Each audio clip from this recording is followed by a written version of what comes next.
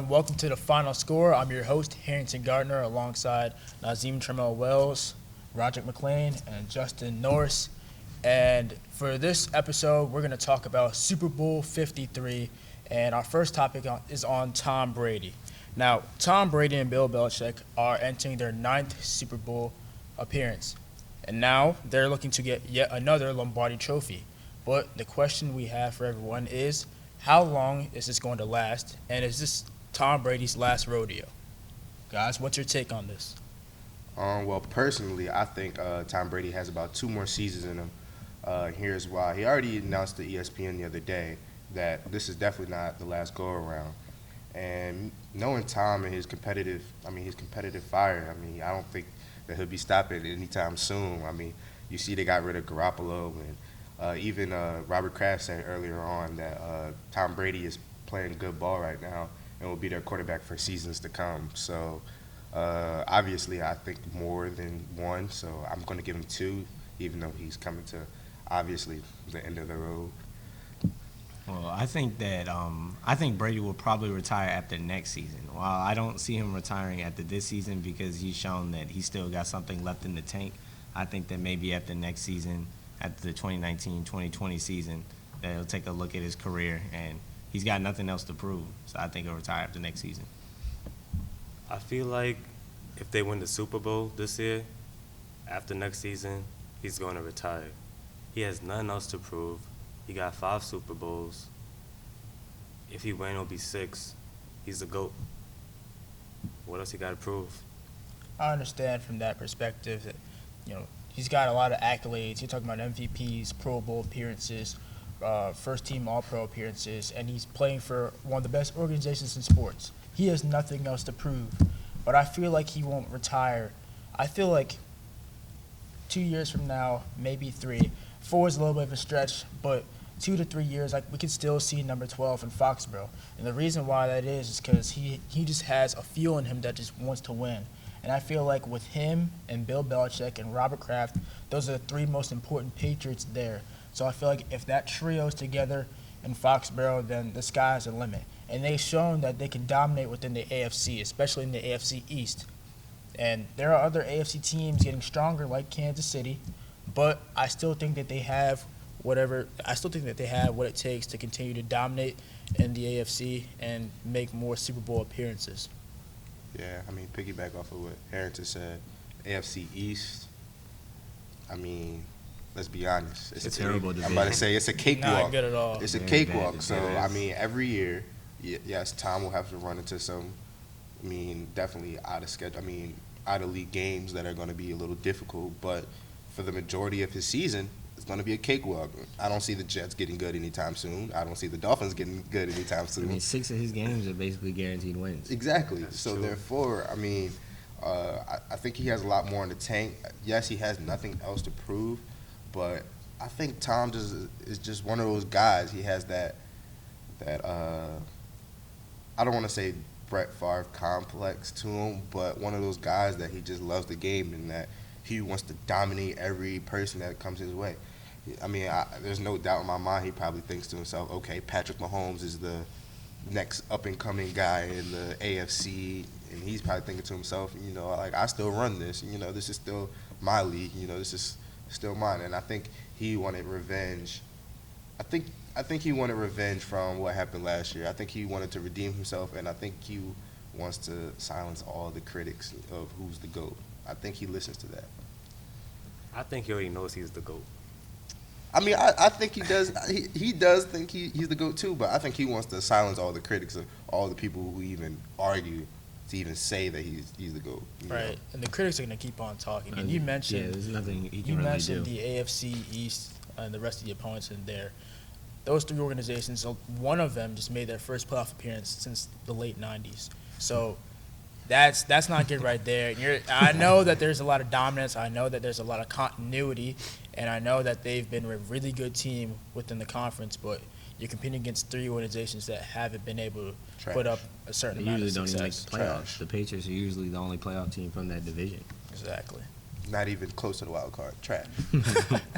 All right, so moving on to another subject, another Patriot that continues to make big plays and produce at a high level was Rob Gronkowski. Now, Rob Gronkowski has been one of the most dangerous tight ends in the NFL for quite some time now.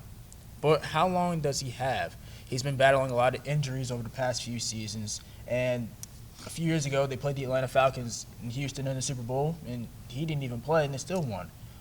So, guys, the question is, how long do you guys think Rob Gronkowski has? It's still argued that he's one of the better tight ends in the NFL. When you talk about Zach Ertz and Travis Kelce, Gronk is up there. You can't leave him out of the conversation. But how long does he have left?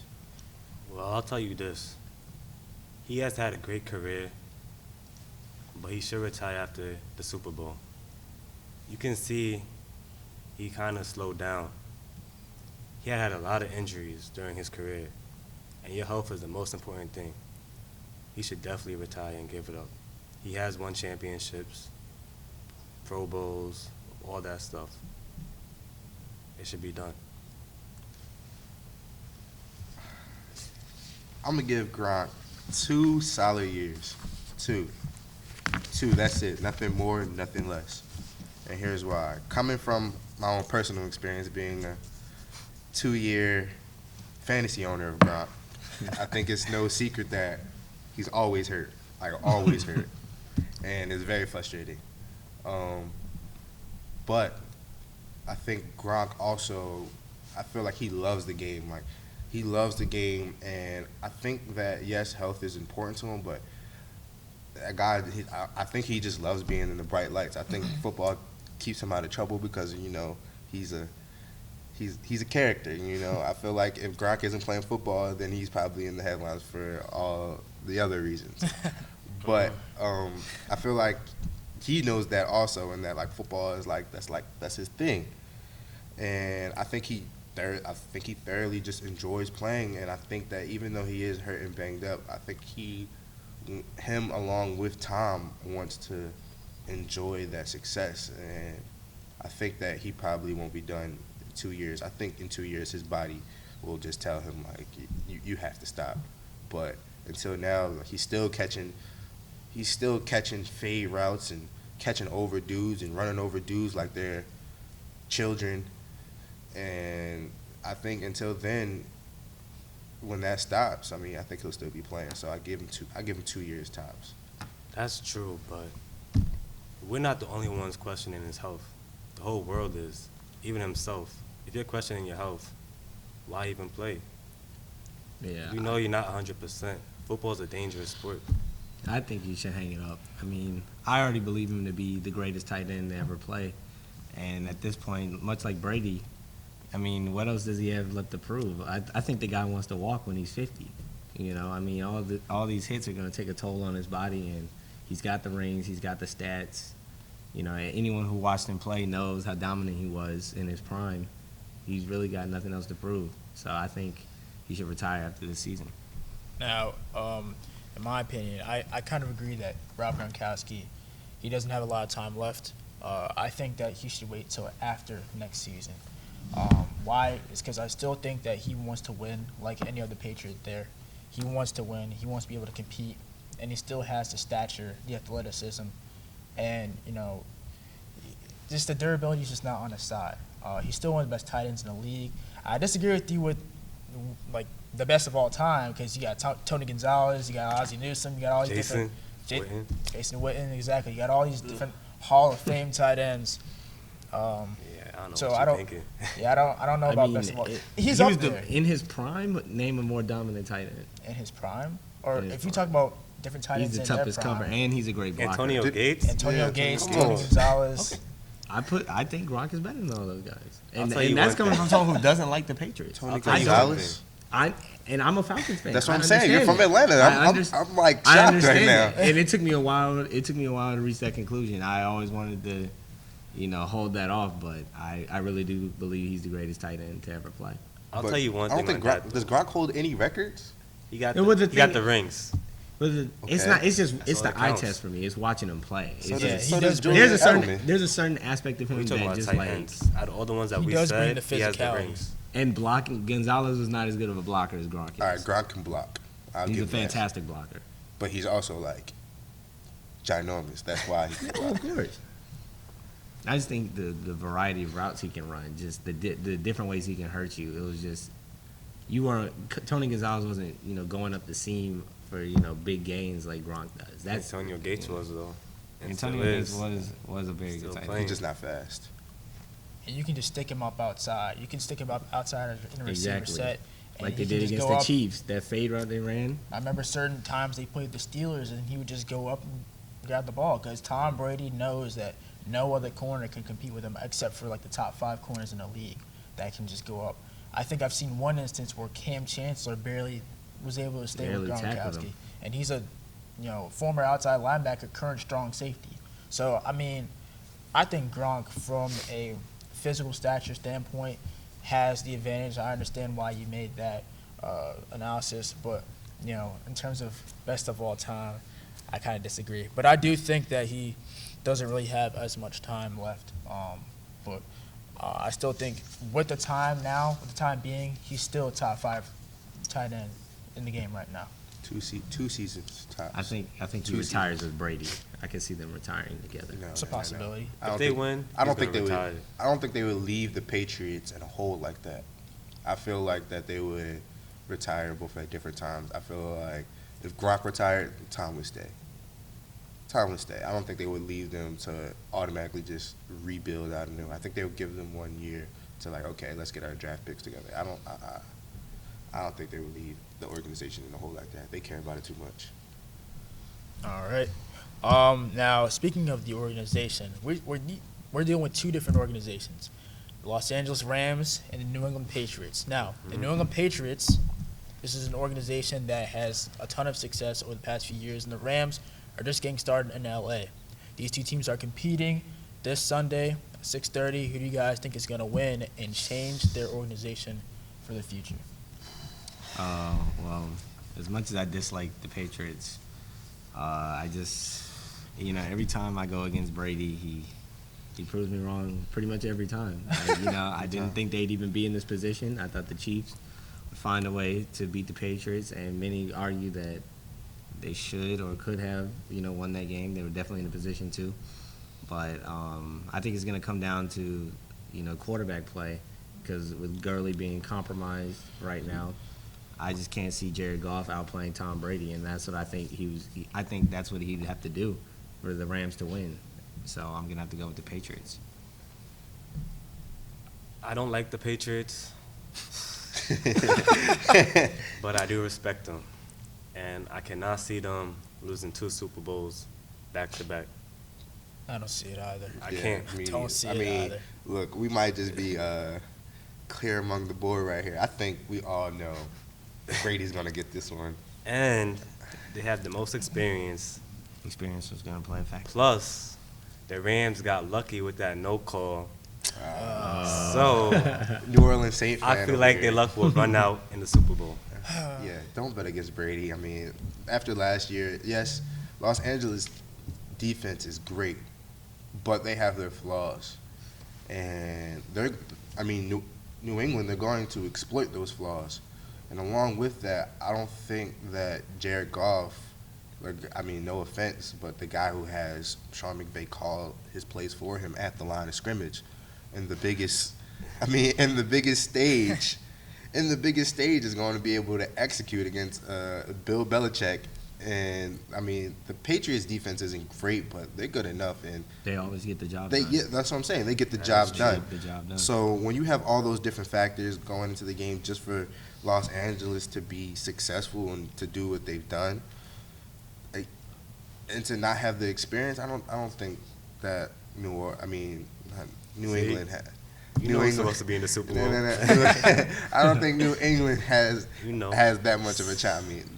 That much of a challenge on their hands. I think that the Rams are going to fold. That's just me. I agree with all you guys. I think that the Patriots are going to win this game. It really just comes all down to scheme. And you talked about Sean McVay calling the plays at the line of scrimmage for Jared Goff. Jared Goff, no doubt, he's a very young, talented quarterback. But when you look at his play, he's reading defenses, and he doesn't really. There are certain things that he sees, and there are certain things that he doesn't see. Right. So with Just Bill be Belichick, consistent. having a knack for football and being a brilliant mind and a brilliant defensive mind. He's been a defense coordinator for the New York Giants back when they won those Super Bowls in the 90s. Right. So, he knows what to do against certain quarterbacks, and he's seen the best of the best. So he's just going to change up and disguise certain things in terms of defense to confuse Jared Goff, and he's going to think and outsmart you, and I think that's going to play a factor on Sean McVay. Now, the Rams are going to make this a very close game because the Patriots have never lost a game by more than 8 points. And you guys also made a point. Last year, the Patriots lost by 8 to Philadelphia. Now, Tom Brady has had this in his mind for a whole year. happened this So season? I don't see the Patriots being outcoached by the Los Angeles Rams, despite how brilliant Sean McVay is on the offensive side of the ball. And I do expect Todd Gurley and C.J. Anderson to have a big game. I don't know. I really don't know about how Roland Ndamukong Suh is going to play. And guys in the back end like Aqib Talib and Marcus Peters, Burned. they're kind of Burned. you can say they're kind of inconsistent with the way they've been playing. Aqib Talib missed some games. Marcus Peters has been losing some matchups. But you Burned. can always count on Aaron Donald. But as far as the offense, the Patriots have never had, for the last 2-3 seasons, they've never had the most explosive players, but they've always had guys who can Edelman get is the job different, though. done. Actually, Edelman is piggybacking off of Harris's point, the only way I see, the only way is if I see Ndamukong Suh and Aaron Donald have big games. They got to live in the backfield. They have have to to. take over the game. Much like what Von Miller and DeMarcus Ware did, right. against Cam Newton in Cam the Newton, Super Bowl Super Bowl. 50. They have to take over the game. That is the only way the Rams have a shot of pulling this upset. If they live in the backfield and get Tom Brady on to the ground, I think it shakes up their confidence. I think we've all seen it. We've all seen Tom's history when he gets destroyed in the backfield. And I think that if they do that consistently, especially coming in the fourth quarter while the game is still close, I think they actually might have a chance. Actually might. I think But until then, I still got Brady. I think the quick passing game of the Patriots is going to negate most of that pass rush, like what they did against the Chiefs. Gets the You ball saw so the fast. Chiefs weren't able to really put any pressure on Brady, and I think Brady is aware of the greatness of Aaron Donald. And I think they're going to work to get the ball out of his hands quickly. Right. You guys are forgetting somebody that used to play on the Patriots, Brandon Cooks. You forgot he got out, concussion last Super Bowl. He's gonna redeem himself, and he's definitely gonna have a good game. All right. This is going to be a really big test for Robert Woods and Brandon Cooks. Now, I know that the Rams would have liked to have Cooper Kupp. He suffered an injury mid-season, but this is really going to be a big test for them because although Stephon Gilmore had a good year, I don't really see any corners on their team that pose a tremendous threat. They got the McCourty twins in the back end, but at the same time, you can't really expect the Patriots secondary to just step up and play at an elite level all of a sudden. I just think it's going to take the Patriots to play well as a unit and play with a lot more cohesion and actually make key stops, and that's what they're going to rely on. And then for the Rams on defense, they're going to have to get to Tom Brady fast, just like that. And stop their running game. Rely on their linebackers to shoot gaps, explode, and be able to get to Tom Brady because he gets the ball out like that. So I think that's the big key for them. And they got to worry about time management, and Sean McVay is going to have to coach the best game of his life. Of his life. So I think that, it's going to be a really good game. I'm really looking forward to it. This is probably one of the more exciting Super Bowls we're going to see. But I think that the Patriots are probably going to end up on top. I would not be watching it. I can tell you that. All right. So into our next topic, Anthony Davis, the superstar power forward for the New Orleans Pelicans, has requested a trade, and he says he no longer wants to be a Pelican. Earlier this week, he confirmed that he also does not want to re-sign with New Orleans at the end of next season. Now, with that being said, what makes sense for Anthony Davis, and where do you guys think he's going to be traded and when?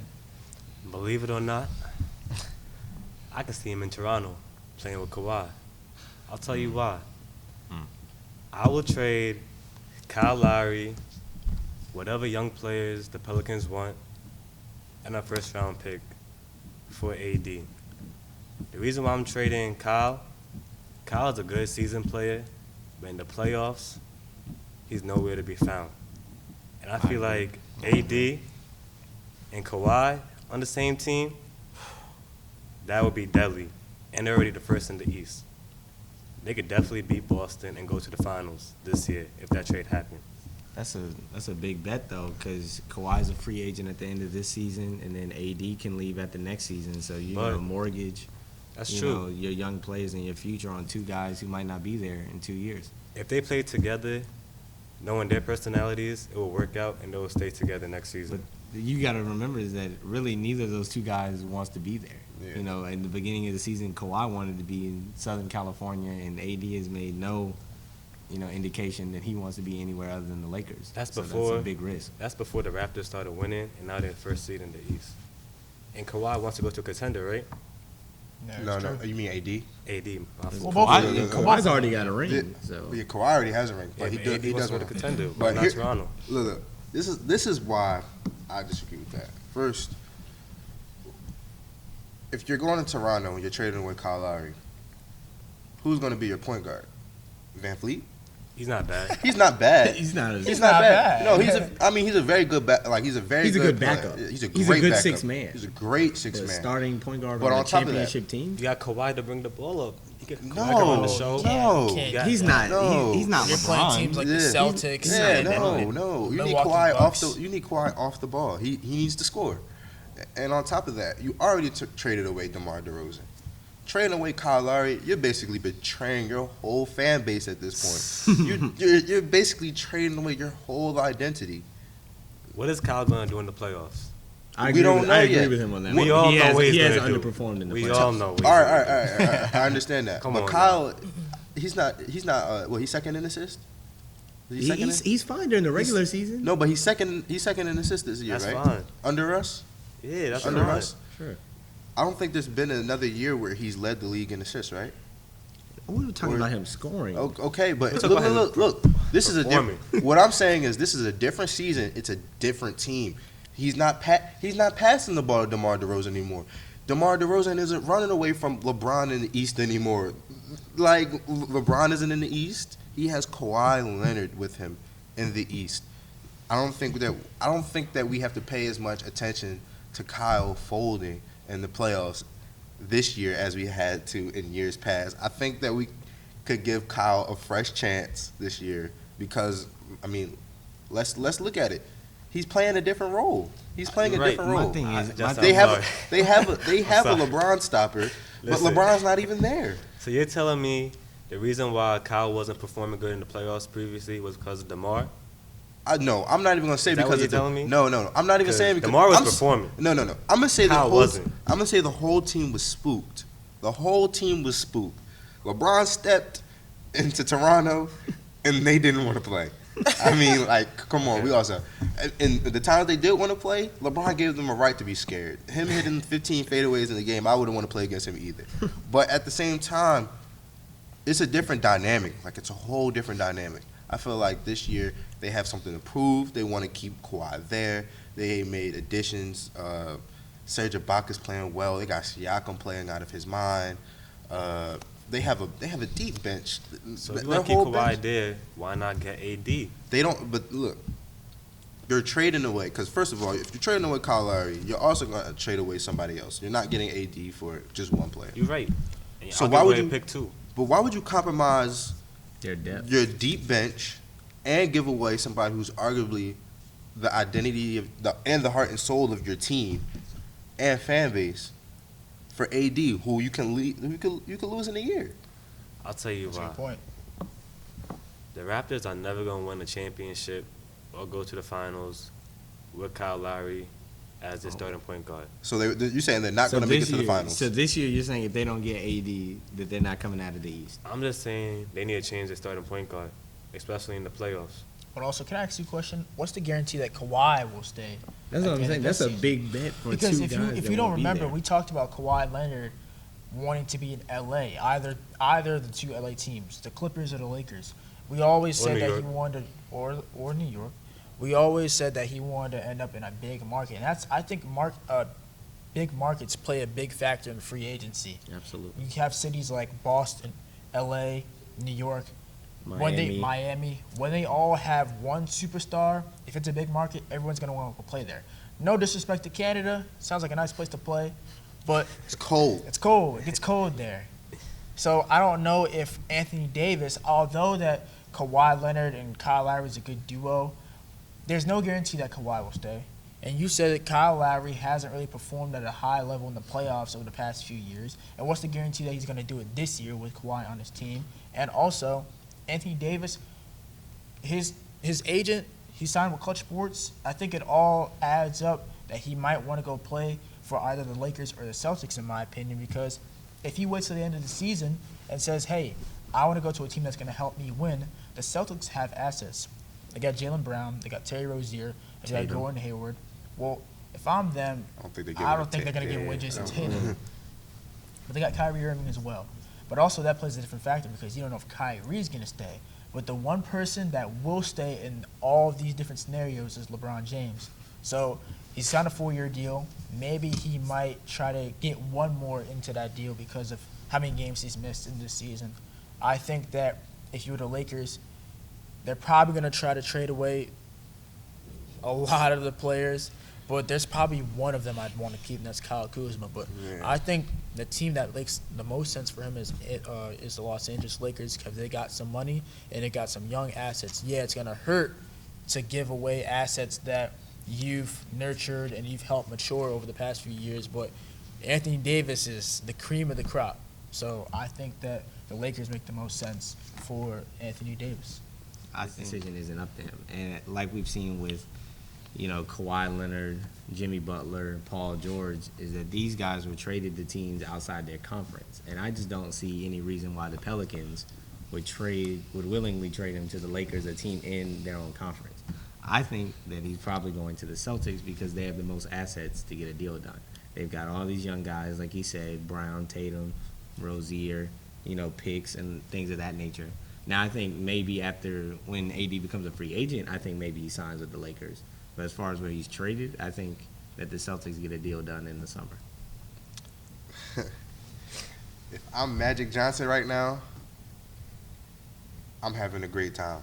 All right, I'm having a great time. Yes, New Orleans is ignoring your calls. I mean, I know they talked today, right? Mhm. They finally talked today, and what I read, I think Woj said it. I think Magic Johnson offered them 5 different packages, Mhm. 5 different packages for And AD. Kuzma was included in one of them. Kuzma was in one of them. I thought it was more than one. More of them. But come on, let's not ignore the facts. Anthony Davis is signed to Clutch Sports. We all know who runs Clutch Sports, right? Rich Paul. Mhm. Who is Rich Paul? LeBron's agent. LeBron's best agent, friend. and also one of his best friends. We saw LeBron comment in his comments the other day. Everybody knew AD was getting up out of there as soon as when he signed with Clutch Sports in the summer, right? Everybody was like, Anthony Davis just signed with Clutch Sports. What does this mean? I think we all knew. As soon as LeBron went to LA, we were like, okay, AD signed. AD wants to get out of there. But let's be honest. If I'm New Orleans, I know I'm not winning. I know I'm not winning. Yes, the Lakers are in your conference. Yes, they're in the Western Conference. But at the same time, if you're trading to Boston. You also have to wait until the end of the year. You don't know what move Boston is going to make. You don't know if Kyrie's going to leave. You don't know if Kyrie's going to stay. That could be ultimately who you're going for. I think that the best thing that you can do is try to go after Kuzma as much as Kuzma and Brandon Ingram, those are 2 young players, both potential out of this world. I mean, yes, you could take Lonzo too because they definitely need a point guard. Who's their starting point guard right now? Elfrid Payton. I think For the Pelicans? Mm-hmm. He's open paid. Is Elfrid Payton? So I think you can build a team with Drew Holiday, Lonzo in the backcourt, 2 guys both very athletic and very good defensively. also it would give a little bit more pressure on Lonzo to let him grow and let him learn how to run a team. Another thing, you have Brandon Ingram, who, much scrutiny is on him. He's always under the bright lights. But yes, he's had his ups and his downs, but I think we can see it that, the potential is definitely there. So definitely should be, I think the move is obviously to the Lakers if you're for New Orleans' best seed. All right. And moving on to our last topic, the New York Knicks just traded away Kristaps Porzingis. And here's how the trade details went down. The New York Knicks, in return, got DeAndre Jordan, Dennis Smith Jr., and shooting guard Wesley Matthews. And the Knicks traded away, of course, Kristaps Porzingis, Tim Hardaway Jr., and Courtney Lee. So, guys, briefly, you guys want to discuss your reactions to this trade? I just want to say that I like this trade for both teams. I like that the Mavericks are getting Kristaps to pair with Luka. I think that those two are going to form a formidable tandem, and they also they get some shooting back in the deal as well. And for the Knicks, they free up cap space to go after KD, Kyrie, Jimmy Butler, a number of guys in the summer, and I like the trade for both teams. I agree with you, especially for the Knicks, because the Knicks already had the salary cap. Now they got more salary cap to get more star players. So that's good for them. And they get a young guy back, Dennis Smith Jr. Dennis Smith Jr. is not a bad player. He's not bad He's at all. not. Not a bad He's player. not bad at all. Luka and Porzingis on the same team. I'm Seems buying a scary. jersey. I'm saying. But from the Knicks' perspective, they lost a great player, but they get some assets in return. DeAndre Jordan's a pretty good rebounder. Dennis Smith Jr. is a young piece. I think he's far better than Frank Ntilikina. So I think right there you got some pieces that are going to help you build. So I think it's going to help the Knicks tank and get a better draft pick in this draft this summer. And I'm a Nets fan, so I don't like this. Yeah, but I think on top of that, this whole thing is that, yes, like New York, big market, Big Apple, Madison Square Garden, who wouldn't want to play there? But if you're a superstar, you're looking at it from, I believe, you're looking at it from this perspective. You look at who you're working with in the front office. You got Phil Jackson, owner, James Dolan. James Dolan, who, let's be honest, historically, he's a terrible owner. historically they're bad. He's Like terrible. they're bad front they're a bad front I think office. This is their the step- second. I feel like this is the second time where they've tried to rebuild. I mean, this is a step in the right direction, though. You can't Yeah. fault them for what they're trying to do. Yes, it seems but- like they're trying to turn They could have things been around. had Dennis, though. when it comes to the Knicks and Mavs trade, I definitely think that the Mavs, I definitely feel like they made out better with it. I know the purpose of the trade was to, free up the 2 max slots to get a big name free agent. But if I'm a superstar and I'm looking, yes, people want to play in Madison Square Garden. Yes, they want to play in the Big Apple, great market, great city. But you also have to look at the front office that you're working with. You got Phil Jackson, James Dolan. It's no secret that, those guys they're trash front office. Nobody wants to go there. Hence, Kristaps demanding a trade. And I disagree. I kind of disagree with the move on the Knicks organization in part because I feel like that, yes, they took a step forward with getting Kristaps, but I feel like once again they took 2 steps back into. They're obviously tanking again. DeAndre Jordan has a 1-year deal and it'll be gone after this year. And yes, they have Courtney Lee and not Tim Hardaway, Wesley Matthews. So I feel like yes, they can attract a free agent, but I don't think that they're going to get anybody big and that's going to revolutionize their franchise by any means. Not anybody like Kristaps. Now you got Kristaps and Luka being mentored by Dirk Nowitzki. It's basically like the European All-Star team over there. So, I ultimately I think that the Mavs won the trade. The Knicks, yes, is it a step forward, a step back? I can't really answer that right now, but I definitely think this is definitely positive for the Mavs. now in this whole situation, for Porzingis, he's going from James Dolan to Mark Cuban, and he's also going from his other head coach now to Rick Carlisle. To Rick Carlisle, David I'm trying to Fizdale. think. David Fizdale. He's a coach? Yeah, the Knicks. Yeah. Yeah, so he's getting a lot of culture change, and I think it's going to be positive for him. But people are always curious about what the Knicks are going to do. So with that note, we're going to end this episode of The Final Score for Nazim Trammell Wells, Justin Norris, and Roger McLean. We want to say have a blessed weekend and enjoy Super Bowl 53. Go Saints.